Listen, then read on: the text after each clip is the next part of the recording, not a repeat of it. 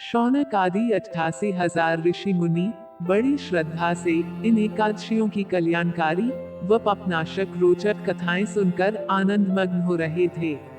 अब सबने ज्येष्ठ माह के शुक्ल पक्ष की एकादशी की कथा सुनने की प्रार्थना की। तब सूत जी ने कहा, महर्षि व्यास से एक बार भीमसेन ने कहा, हे पितामह, भ्राता युधिष्ठिर, माता कुंती, द्रौपदी, अर्जुन, नकुल और सहदेव आदि एकादशी के दिन व्रत करते हैं और मुझे भी एकादशी के दिन अन्न खाने को मना करते हैं। मैं उनसे कहता हूँ कि भाई, मैं भक्तिपूर्वक भगवान की पूजा कर सकता हूँ और दान दे सकता हूँ, किंतु मैं भूखा नहीं रह सकता। इस पर महर्षि व्यास ने कहा, हे भीमसेन, वे सही कहते हैं। शास्त्रों में वर्णित है कि एकादशी के दिन अन्न नहीं खाना चाहिए। यदि तुम नरक को बुरा और स्वर्ग को अच्छा समझते हो, तो प्रत्येक माह की दोनों एकादशियों को अन्न नहीं खाया करो। महर्षि व्यास की बात सुन भीमसेन ने कहा, हे पितामह, मैं आपसे पहले ही कह चुका हूँ कि मैं एक दिन तो क्या, एक समय भी भोजन किए बिना नहीं रह सकता। फिर मेरे लिए पूरे दिन का उपवास करना क्या संभव है? मेरे पेट में अग्नि का वास है, जो ज्यादा अन्न खाने पर ही शांत होती है।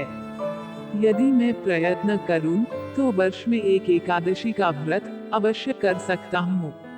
अतः आप मुझे कोई एक ऐसा व्रत बतलाइए जिसके करने से मुझे स्वर्ग की प्राप्ति हो सके।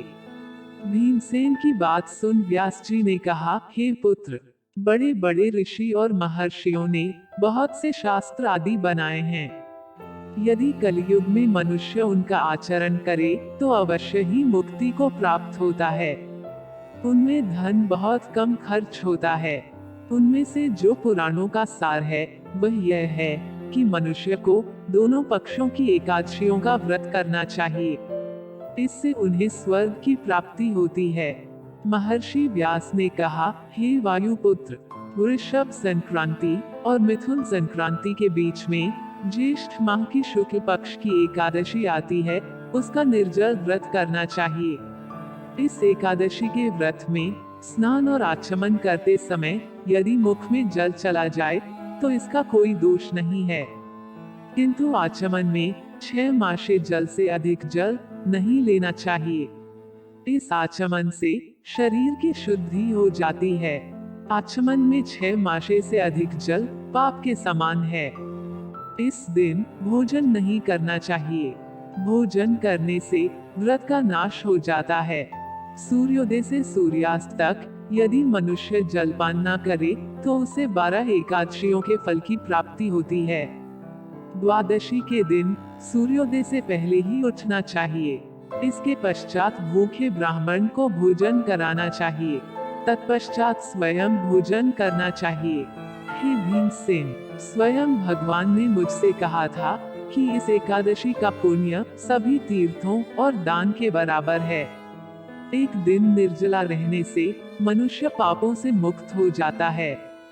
जो मनुष्य निर्जला एकादशी का व्रत करते हैं, उन्हें मृत्यु के समय भयानक यमदूत नहीं दिखाई देते, बल्कि भगवान श्रीहरि के दूत स्वर्ग से आकर उन्हें पुष्पक विमान पर बैठाकर स्वर्ग को ले जाते हैं। संसार में सबसे उत्तम निर्जला एकादशी का व्रत है। अतः यत्न पूर्वक इस एकादशी का निर्जल व्रत करना चाहिए। इस दिन ओम नमो भगवते वासुदेवाय इस मंत्र का उच्चारण करना चाहिए। इस दिन गोदान करना चाहिए। इस एकादशी को भीमसेनी या पांडव एकादशी भी कहते हैं। निर्जल व्रत करने से पहले भगवान का पूजन करना चाहिए और उनसे प्रार्थना करनी चाहिए कि हे प्रभु, आज मैं निर्जल व्रत करता हूँ, इसके दूसरे दिन भोजन करूँगा। मैं इस व्रत को श्रद्धा पूर्वक करूँगा। मेरे सब पाप नष्ट हो जाएं। इस दिन जल से भरा हुआ घड़ा वस्त्र आदि से ढककर स्वर्ण सहित किसी सुपात्र को दान करना चाहिए। इस व्रत के अंतराल में जो मनुष्य स्नान, तप आदि करते हैं, उन्हें करोड़ पल स्वर्ण दान का फल प्राप्त होता है। जो मनुष्य इस दिन यज्ञ, होम आदि करते हैं, उसके फल का तो वर्णन भी नहीं किया जा सकता। इस निर्जला एकादशी के व्रत के पुण्य से मनुष्य विष्णु लोक को जाता है। जो मनुष्य इस दिन अन्न खाते हैं उनको चांडाल समझना चाहिए। वे अंत में नरक में जाते हैं। ब्रह्मा, रक्त बहाव करने वाले, मांस खाने वाले, चोरी करने वाले, गुरु से ईर्ष्या करने वाले, झूठ बोलने वाले भी इस व्रत को करने से स्वर्ग के भागी बन जाते हैं।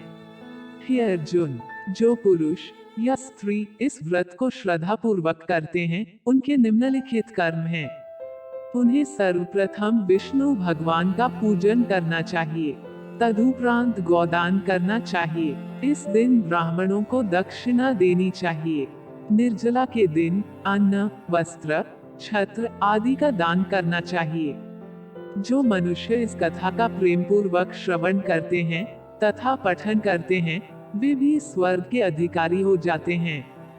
कथा सार, अपनी कमजोरियों को अपने गुरुजनों व परिवार के बड़ों से कदापि नहीं छुपाना चाहिए।